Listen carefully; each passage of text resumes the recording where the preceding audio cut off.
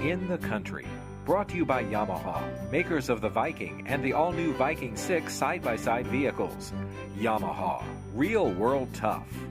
The blueberry season is wrapping up for growers, but one insect seems to be sticking around. The spotted-winged Drosophila looks similar to a fruit fly, but has the ability to lay eggs inside fruit that hasn't split open, giving growers a season-long headache. AgDay's Betsy Gibbon has a story.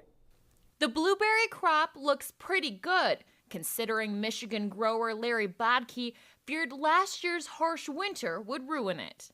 We ended up with probably a little bit less than an average crop, but not as bad as it could have been. But now he's faced with a different worry, one that has wings. It doesn't give you much rest from attacking it because its life cycle is just so short that we have to be out in the field every 7 days with a spray to protect from it. Bodke is talking about a spotted-winged Drosophila, an insect that lays its eggs in soft fruit like blueberries. The bug was first found in California only a handful of years ago. We first trapped it in 2010, and in 2011 and 2012, there were many growers that essentially had to stop harvesting the field. The problem is the insect is hard to manage. Female lays about 300 eggs in her lifetime, and she lives for 2 or 3 weeks, and it takes about 10 days to 14 days for the fly to go from an egg to an egg-laying female, and so the population builds up very quickly. And has yet to slow down.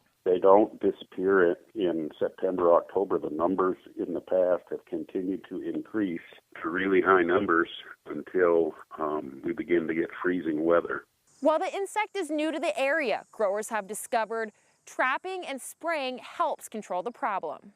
The amount of times that we have to spray has just increased tremendously, and we have to rotate our chemistries to make sure that it doesn't become resistant to any particular spray. Bodke says he hasn't trapped as many as last year.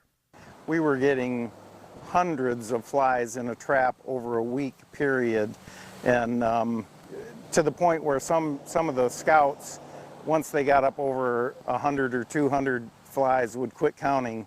Making him wonder if a harsh winter in this case could have actually been a blessing. We're thinking maybe the cold winter had something to do with that. So we're hoping that maybe that's movement in the right direction for this pest. In Grand Junction, Michigan, I'm Betsy Gibbon reporting for AgDay. Thanks, Betsy. Growers around the country are testing their crops now. Michigan State small food educator Mark Longstruth says, as far as anyone knows, there's no health risk in eating the fruit. Up next, Feeding Your Family.